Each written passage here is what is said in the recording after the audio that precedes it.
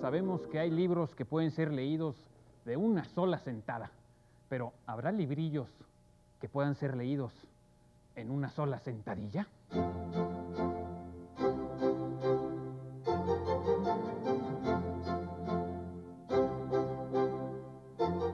Se solicita la ayuda del culto público de Canal 22 y de los aficionados a este gimnasio para identificar al individuo que aparece en pantalla.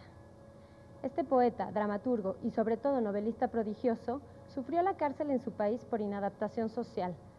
Para facilitar aún más su identificación, diremos que de su apellido, es decir, de lo que significa la palabra que es su apellido, están llenas las playas. Se busca. ¿Quién es? Recuerden, leer os hará libres, pero el gimnasio os dará libros. Tenemos del escritor que se busca en esta emisión su autobiografía Antes que anochezca, publicada por Tusquets. Tenemos también para ustedes, para las personas que nos escriban, de Eduardo Antonio Parra, Nadie los vio salir, este escritor mexicano, Premio Internacional de Cuento Juan Rulfo, publicado por Ediciones Era. Y tenemos de José de la Colina, quien es el invitado especial de esta emisión del gimnasio, y quien es también mucho más que el hermano listo de aquel famoso tonto de la colina, de una canción bastante infame. Tenemos el álbum de Lilith, publicado por Daga Editores, y tenemos el Tren de Historias, publicado por Editorial Aldus. No alcanzan los ejemplares, por desgracia, para todas las personas que nos escriben solicitándolos, pero para todas las personas que se tomen su tiempo en escribirnos, tenemos algo que ofrecerles, aparte de nuestro más sincero agradecimiento, claro. Bueno, en esta emisión de El Gimnasio vamos a arrancar con el primer ejercicio, que es el que hemos dado en llamar el de la cita literaria. El gimnasio siempre a la casa de citas, a la casa de citas literarias, lo invita a este ejercicio que consiste simplemente en que a una palabra dada que les hemos dado con anterioridad, nuestros atletas habituales, a quienes presentaré en pocos momentos, nos van a ofrecer una cita literaria que puede ser verdadera o falsa. Los presento rápidamente. Alicia García Bergua, bienvenida, como siempre, a este tu gimnasio. ¿Qué tal? Francisco Segovia, bienvenido aquí nuevamente. Hola. Y por último, Germán Ortega, a quien también damos la más cordial bienvenida. Germán. ¿Qué ole, Pablo? Bueno, arranquemos. La cita literaria de esta emisión es con la palabra aire o cualquiera de sus derivados. La cita, recuerden, puede ser verdadera o falsa, ya nosotros iremos dirimiendo. Alicia García Bergua. Bueno, yo voy a citar un pequeño párrafo de Las palmeras salvajes de Faulkner, donde William hay Faulkner. mucho aire. Era ese tiempo de canícula, cuando el aire de agosto sopla caliente, envenenado por el olor a podrido de las aponarias. Y había visto también el vuelo de las palomas, rompiendo el aire quieto, sacudiendo sus alas como si se desprendieran del día. Salí a la calle para buscar el aire, pero el calor que me perseguía no se despegaba de mí. Y eso que no había aire, solo la noche entorpecida y quieta por la canícula de agosto. Muy bien. ¿Nos creemos la veracidad de esta cita? Sí, pues ¿por qué no? ¿Por qué no? No sé. Pues No es verdadera. Es un pastiche hecho de palabras, de frases donde Juan Rulfo cita aire en Pedro Páramo. Qué bien, pues Qué bonito. se ve la relación de Faulkner con Rulfo, que es una de las lecturas más importantes, fue una de las lecturas más importantes para Rulfo, ¿no? Sí. Bien, atmósfera. Francisco Segovia. Bueno, yo más que nada quería comentar casi nada más un título. Es un título de un libro de poemas de Juan Ramón Jiménez, poeta español que ganó el premio Nobel. Se llama Animal de fondo. Y en el poema, cuando ya entra en materia, uno de los poemas dice: soy animal de fondo de aire. O sea, al fondo del aire es donde vivimos los seres humanos. Es como ver el aire como si fuera un agua, como un océano de aire, y nosotros vivimos en el fondo. En el fondo Pues eso es la atmósfera, ¿no? Es la atmósfera, pero es curioso porque también, digamos, en Fray Luis de León, por ejemplo, hay esa idea de el aire se serena y viste de hermosura y luz no usada. Ujú. El aire se viste de luz. Cuando, no sé, para los que han visto la llegada a la luna, Ujú. es muy impresionante cómo la superficie de la luna es muy brillante y blanca y el fondo es completamente negro. Ujú. No hay día porque no hay aire iluminado. Que digamos, vista. ¿no? Ujú. O sea, Entonces, ese aire que se pone incandescente es el día. Nosotros somos animales que vivimos en esa pecera, digamos, de aire, en el mero fondo. Es una idea que se repite mucho, sobre todo en los siglos de oro, en la poesía de los siglos de oro, antes de que vieran la luna sin aire. Es curiosa Bueno, la... no olvidar que nosotros somos animales de una u otra manera. subaéreo. Subaéreos. Pero no de fondo, sino en el fondo. Y a veces también muy superficialmente. Pero bueno, Germán Ortega. De el doctor Fausto de Goethe. Le dice Fausto a Mefistófeles: oh, tu arte tan bueno como el aire del atardecer, vestido en la belleza de un millar de estrellas. Tengo otra. ¿Por qué, arte, eres tan silenciosa? ¿Es tu amor una planta de tan débil fibra que el aire traicionero de la ausencia marchita lo que fue tan bueno? Este es de William Wordsworth. ¿Nos creemos estas citas literarias? ¿Sí o no? Sí. Pues yo, la verdad, ¿Quién sabe? Puede lo ser que ignoro la primera totalmente. sí, la segunda no, no sé.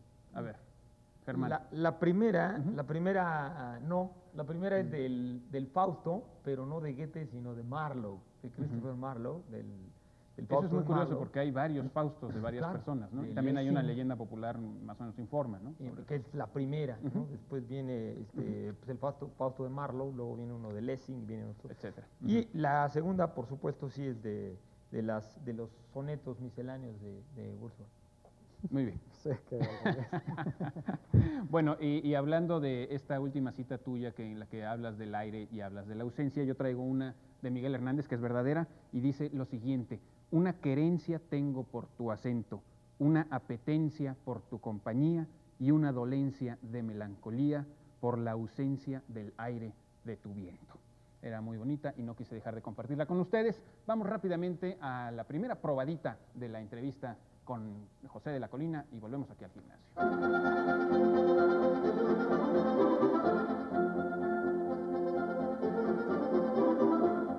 Verdadero nombre de aquella a quien Don Quijote llama Dulcinea. Bueno, oigan el grito de la basura, eso es lo que decía Joyce, que es la pesadilla de la historia, es un grito en la calle. Aquí ya está a las puertas de mi casa. Hoy, hoy, hoy.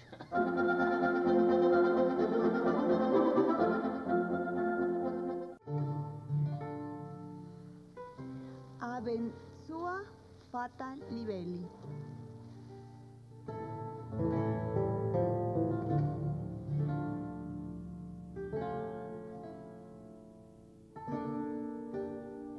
Desde Latina, la cultísima chica latina, una de las huellas más vivas y seductoras de la civilización romana, aquí en exclusiva en el gimnasio. Vamos ahora a un fragmento de la entrevista con José de la Colina. Le hemos preguntado quién le hubiera gustado ser y verán ustedes a continuación lo que nos contestó.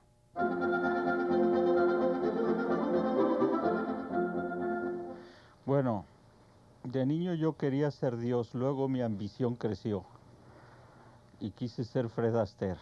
Hasta ahora quisiera ser Fred Astaire. Es el hombre que más admiro, el artista que más admiro. El hombre de los pies alados, digamos. No salados, alados. Porque creo que fue la imagen, primero, la escritura que hizo, la hizo con su cuerpo. La hizo con su volatilidad, con su ligereza, con su gracia. Además, siempre he sido el peor bailarín de mi vida y lo que más admiro en él es eso, escribir con el cuerpo, escribir en el instante y con el cuerpo. Pocas veces oye uno una mejor defensa de las personas que escriben con los pies. Pero bueno, así es esto. Alicia García Bergua, vamos a comenzar contigo el siguiente ejercicio. Es el de significados múltiples. Consiste únicamente en que a una palabra dada, nuestros atletas habituales nos van a ofrecer una serie de significados que pueden o no ser ciertos, a ver si nos los creemos. Alicia, comenzamos contigo. ¿Qué palabra te tocó? Apacentar. Apacentar. Dar pasto a los ganados, Ujú. pasero, apacentar el ganado, dar pasto espiritual, instruir, enseñar, cebar los sentidos, deseos o pasiones, amontonar las hacinas, yo creo que son los pequeños haces de leña en la era. ¿En qué? En la era. ¿Qué es eso? Pues yo supongo que la era es una especie como de almacén. Es un terreno, o sea, es como hacer gavillas, y Gavillas, dejar las ok. gavillas Dejarlas hechas ahí. de pastura más que de leña. Ya. Pero esto de dar pasto espiritual, Yo no me la creo. esa. ¿existe el pasto espiritual? Y cebar los sentidos, deseos o pasiones. Bueno, No, eso más bien me suena como apaciguar, ¿no? contradictorio. Pero todo es verdad, ¿eh? ¿Ah, Y sí? viene en la enciclopedia del idioma de Martín Alonso. Sí. Pues ojalá que consigamos ese pasto espiritual, ¿no? Que nos A mí- apaciente Martín Alonso. ¿no? Muy bien. Continuamos contigo, Francisco Segovia. Te tocó la palabra apañado. Bueno. No apalañado. Dice la academia que apañado es aquel que es hábil o el que se las arregla, el que se las ingenia para hacer algo, para cumplir sus propósitos. Ujú. El Vox, sin embargo, el diccionario Vox es más explícito en cuanto al origen y eso se nota en que da una acepción que es la tercera, con la acepción de sustantivo, no de adjetivo, donde dice, apañado es lo que se contiene en un paño y figurativamente dícese del conjunto de aquello que es necesario para hacer algo. Ujú. De ahí podemos nosotros desprender un uso mexicano, el uso mexicano donde el apañado es el que se ha quedado en el nada suave paño de la policía. En el poco suave paño de la policía. O sea, Es que es curioso porque con este último sentido es como lo empleamos en México, ¿no? Cuando alguien apaña a alguien es cuando lo cacha o lo captura, ¿no? Pero en España lo usan más bien con el sentido primero que tú empleabas, ¿no? sí, el que se las decías. ingenia, ¿no? Si su tanito está muy apañado, es que está muy vivo y ha hecho muy bien las cosas. Pero ¿no? en España se dice bien apañado, ¿no? Que está Se dicen varias, estar bien apañado. está bien Pero en apañado. México no usamos Lo que yo no sé si en España se Aunque- llegue a usar apañado por capturado o yo supongo que No, no. creo que no. Aunque hay una acepción de la academia que me pareció curiosa de apañado. Ujú. Dice, estar o ir apañado es estar equivocado o estar ilusionado sin, Es curioso porque es sin como- motivo, hay falsamente ilusionado. Hay palabras que define la academia con primero un significado y luego inmediatamente del antónimo y se supone que también es, ¿no? Bueno, y viene no, a ser no, casi lo no, contrario, ¿no? Sí, No es alguna vez raro. Nos ha tocado aquí. No es raro que ¿No es eso raro? ocurra. ¿no? Ujú. Se No, dan, no es tan raro. se dan casos. Bueno, el caso es que todo es falso. Lo que No les es digo verdadero. Es falso. ¿no? Bueno, sí es verdad que apañado quiere decir eso en España, pero toda la historia del paño y de todo eso es falso. No tiene que ver con eso, ni el poco suave Es tu paño de la imaginación. policía. Muy bien. Germán Ortega, a ti te toca la palabra apóstata. Apóstata. Ujú. Bueno, es una palabra de origen latino y esta de origen griego. Ujú. Persona que comete apostasía, ¿no? Que es un apóstata. Apostatar es negar la fe de Jesucristo recibida en el bautismo. Es también abandonar un religioso, la orden o instituto al que pertenece. Ujú.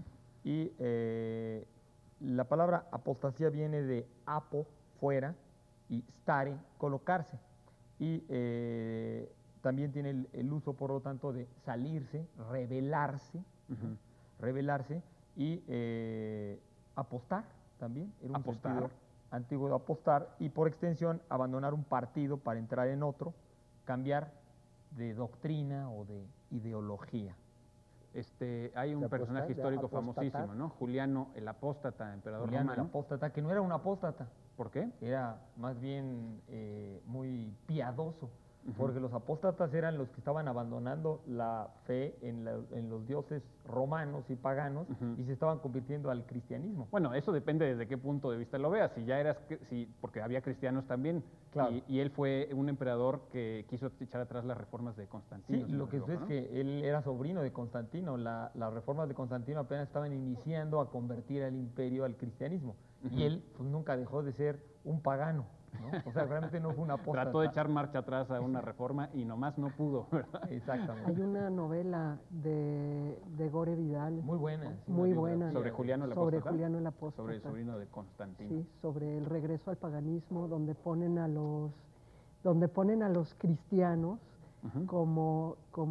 bueno, no es a los cristianos exactamente, a los filósofos del cristianismo, como filósofos rebeldes, ¿no? Como rebeldes Intolerantes políticos, también. ¿no? Como de las universidades, ¿no? De aquel entonces. Hay una obra el de griego. Sabater también, de Fernando Sabater, Sí. una obra de teatro que se llama Juliano en Eleusis. Bueno, tenemos que ir al siguiente fragmento de la entrevista con José de la Colina. Antes de que lo veamos, voy a saltar totalmente de tema y a contarles que una amiga mía que da clases en un kinder les dejó a leer Platero y yo a sus alumnos, a sus pequeñuelos, y uno de ellos le contestó cuando ella preguntó más tarde qué habían entendido del libro. Este chiquito dijo, bueno, pues Platero es el burro y yo es el dueño.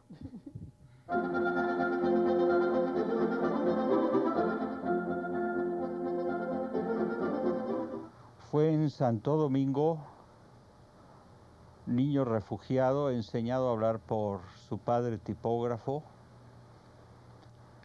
Me enseñó a leer en un libro que sigo considerando maravilloso, diga lo que diga Tito Monterroso, que es Platero y yo.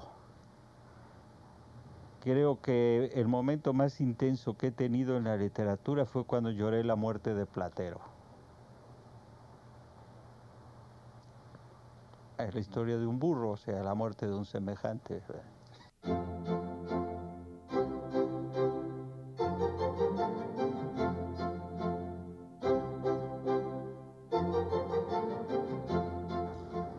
Este es Reinaldo Arenas, escritor cubano, entre cuyas obras mencionaremos Celestino antes del alba, El Central, El Mundo Alucinante, novela sobre Fray Servando Teresa de Mier y su autobiografía Antes que anochezca, que fue llevada al cine recientemente. Después de sufrir censura y cárcel en Cuba, murió en Nueva York en 1990. Al final de sus días, Arenas solía decir que la felicidad del hombre consistía únicamente en la posibilidad de elegir entre sus desgracias.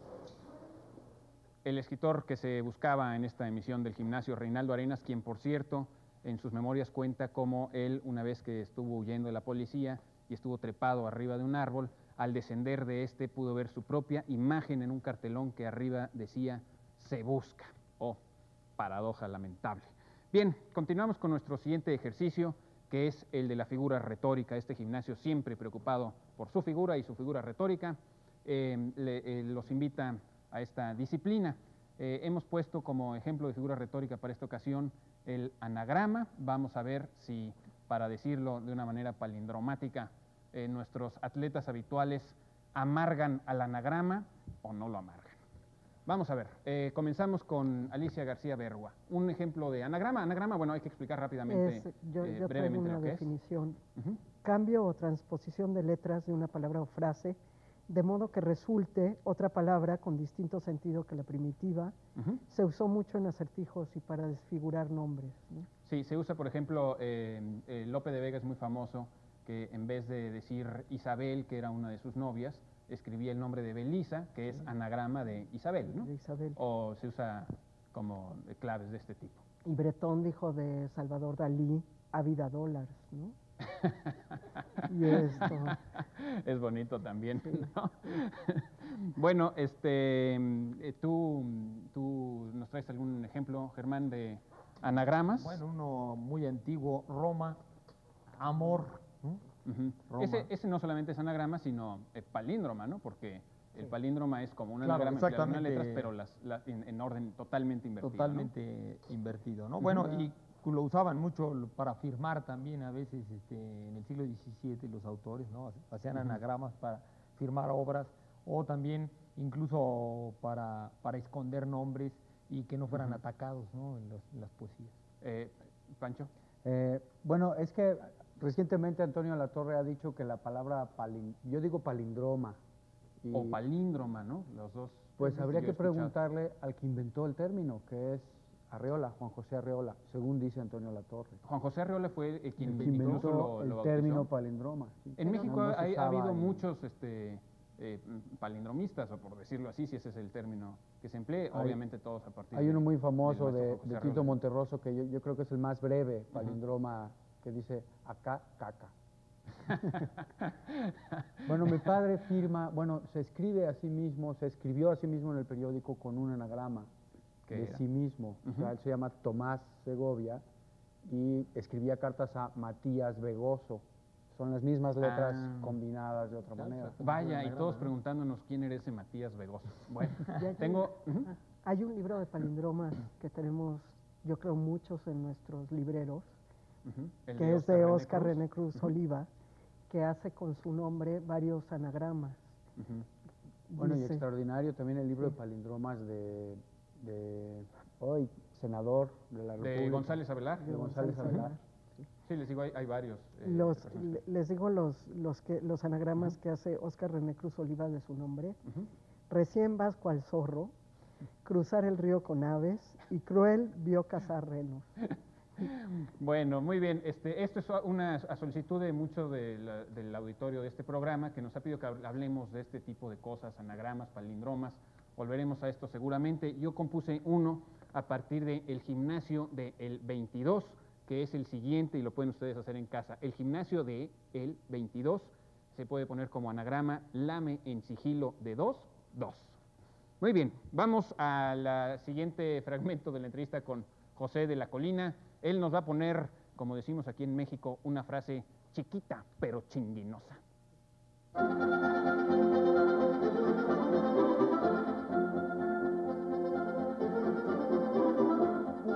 A mí lo que más me ha golpeado de la literatura, por ejemplo, está en un escritor que no es de mis favoritos, pero que ha tenido la frase que me ha matado verdaderamente.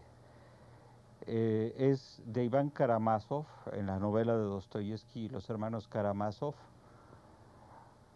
que me parece tanto más importante lo que él dice por cuanto no representa el pensamiento de Dostoyevsky. O sea que Dostoyevsky es un novelista tan genial que puede poner a sus personajes en contra de él mismo, en contra de Dostoyevsky. Es la frase de Iván Karamazov que para mí es el comienzo de la moral moderna, de la verdadera moral moderna. Es cuando dice, si el dolor de los niños ha de servir a la humanidad para que alcancen a Dios, declaro desde ahora que ese Dios no vale la pena. Es decir, es el gran argumento no nihilista, pero el gran argumento, primero me parece contra una moral sacrificial, tan usada por los revolucionarios, por los reaccionarios, por la Iglesia Católica, por la Isclesia, que es la Iglesia de izquierda, la marxolatría.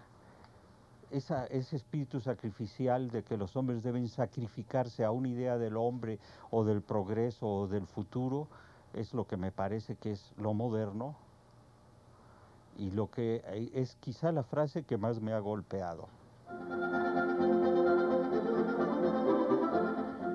No, más bien uno preferiría que las ideas murieran por uno. Ya estamos prácticamente de salida en esta emisión del gimnasio, pero Germán Ortega quiere hacer algo, decir un comentario sobre lo que dijo Pepe de la Colina. De que decía José de la Colina que Dostoyevsky era tan genial que sus personajes hablaban a veces en contra de las propias opiniones del autor. Yo creo que muchísimos autores grandes han hecho esto y hacen esto. Por ejemplo, en el caso de Shakespeare, pues a veces se cita las frases de los personajes de Shakespeare, pero no necesariamente lo que Shakespeare opinaba, ni lo que Shakespeare quería. A veces Sí, más bien es justamente juego. algo maligno de la literatura contemporánea, que los libros expresan las opiniones de los autores, ¿no? Exactamente. Por ¿no? desgracia. Antes no era así, ¿no? Bueno, pues nos han escrito ya muchas personas a este programa con sus críticas, a veces demoledoras, a veces de mole, de chile y de manteca.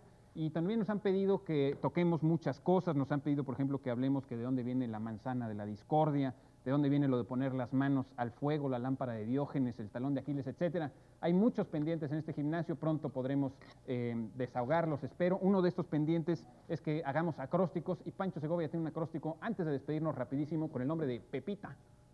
Bueno, sí, lo hice aquí al vuelo. Pedir por pedir, Pepita, es una sana costumbre, pues con suerte a uno le dan. Imagina pues que ahorita te pido lo que a Eva, a Adán, ay, tú me pegas lumbre. Bueno, pues con esto nos tenemos que despedir, ya el tiempo se agotó. Damos las gracias a todo el staff de Canal 22 por su profesionalismo y su talento. Damos las gracias a nuestros atletas habituales, pero sobre todo damos las gracias a ustedes por hacer posible este programa, esta emisión. Escríbanos para que estemos mucho tiempo acompañándolos. Gracias y hasta la próxima.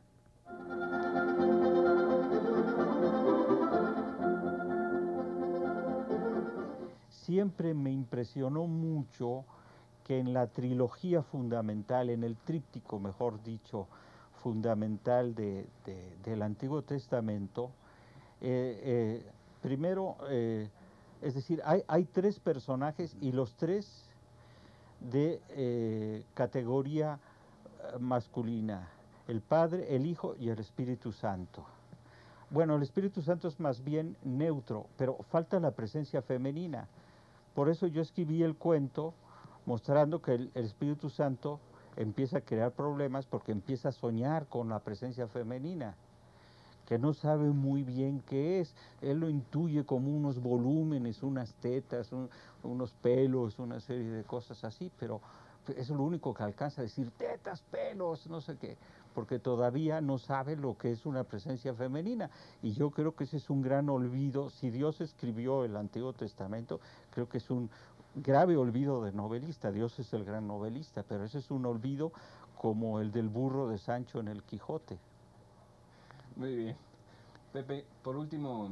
¿Esto no lo van a censurar? No, todo esto que he dicho de tetas y pelos. Siempre tengo ganas de decir eso en la televisión. Te faltó coño. Coño, bueno, coño. Coño, me faltó coño.